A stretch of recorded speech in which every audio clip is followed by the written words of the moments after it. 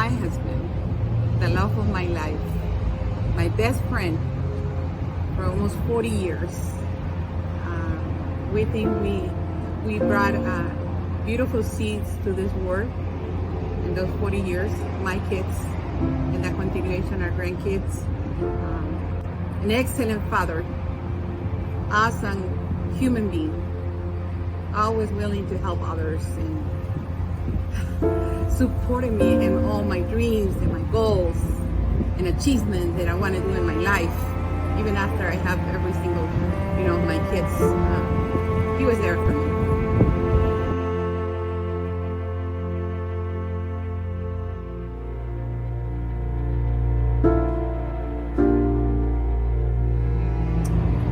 On August 23rd of 2017,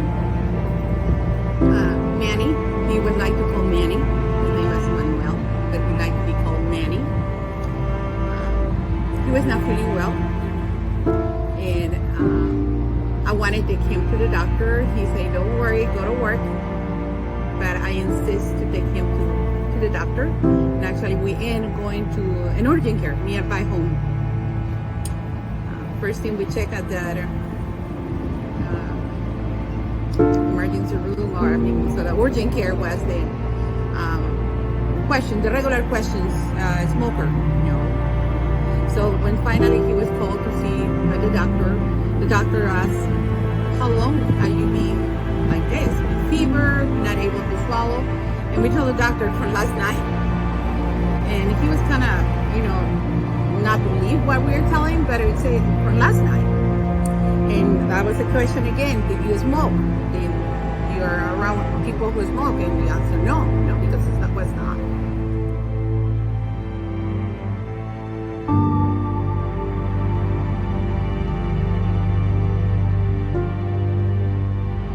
So that night got worse, and he was not even to swallow the medication that the urgent care doctor prescribed. He was not even to swallow his own saliva or water. It was very difficult, and his fever was high. So we decided to go to the emergency room nearby hospital.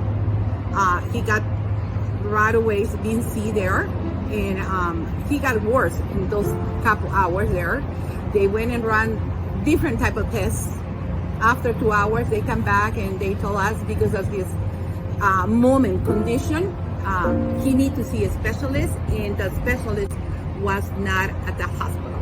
So he was need to be transferred to another big hospital.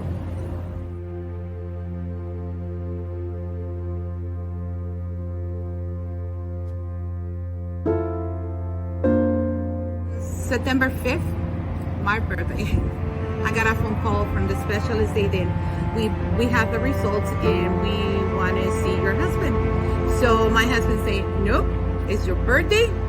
We're having pancakes and we can go another day. And I say, no, we're going to get the answers, and after the answer, we can have pancakes. So we went to the doctor, the specialist, and they told us that there was cancer. And again, the question, like many other times, questioned the same. Did he smoke? Did he never smoke? But about when he was younger? No, my husband can insist not. But about family members? No. And there's me again. Why they want to keep telling us we already answered so many times, no smokers, no smokers. But then in the back of my head, I try to remember, when they asked me, okay, what about other members of the family? Well, nobody smoked in my house. Nobody was allowed, even visitors come in our house. Because my husband was the type of man that he was very protective of his family. So he was want to make sure that nothing, happened to our family. So no smokers, no drinkers in our house. And he was the one first to put the example. But back in my head, I remember.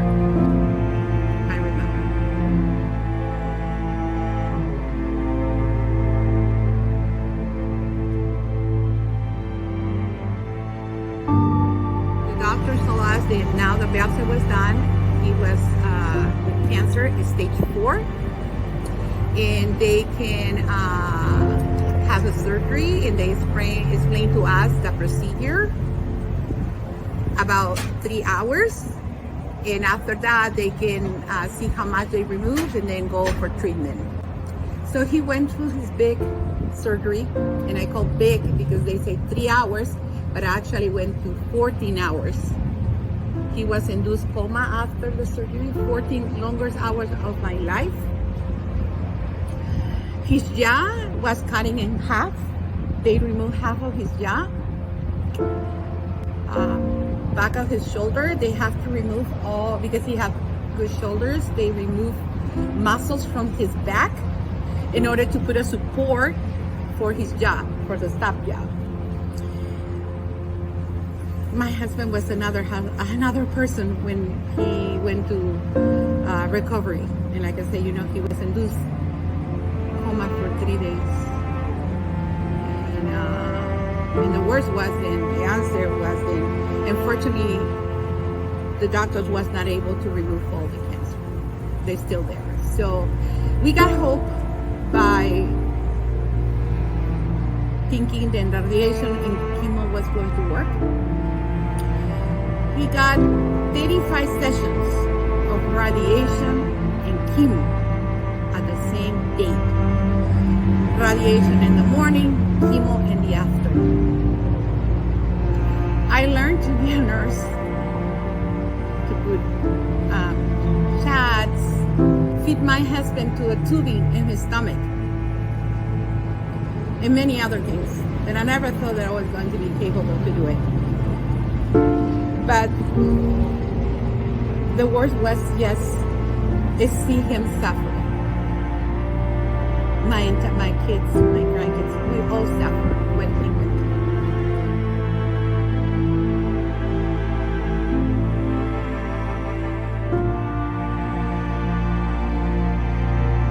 So many decide to stop treatments and not going for more, no more surgeries, none of that, because he say that's it, that's fine, so God was good.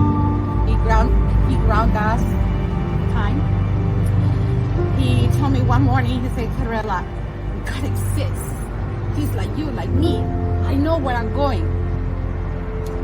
Let's prepare the kids. I'm leaving on Sunday. So I talked to my kids and everyone, they all have a time to talk with Daddy. Talk and promises and cry and hug and laugh, memories. I have a good time with my husband.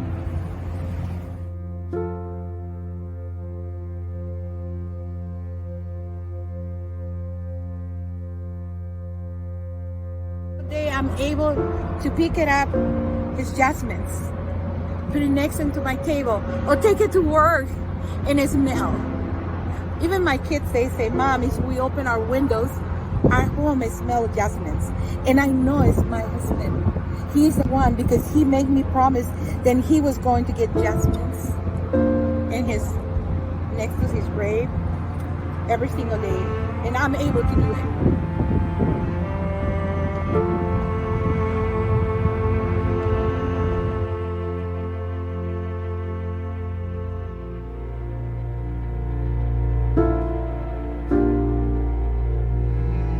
Then it's our job, for those of which we decide not to smoke, to tell the ones that smoke. This is what happened. Your choice can hurt others. We all in life, we have choices of do things, but as long we don't hurt others. My husband, as what hurt him after so many years, not in the present, but just in the future. And our future was on June 4th when my husband moved residence to heaven. That was our reality. So for those families who doesn't smoke and believe that no, nothing is going to happen to us, no, that can happen. It happened to your family, it can happen to your family. And I know there's many there who say, oh, I smoke far from home, or I change my t-shirt, or I wash my hands as soon as I get home. Doesn't matter. Still, you're getting hurt yourself, and the most important, you're hurting other people, other families. This scar in our hearts It's going to pass generations. I have a 2-year-old granddaughter, and every morning when she see me pick my jasmines, she go to my husband's picture and say, "Hi, Tata, here's your jasmine." It is very hard. And I hope, my hope is that no other families go through what Morgia's family went through. And I hope that this create conscious of what we're doing to our earth, to our future generations.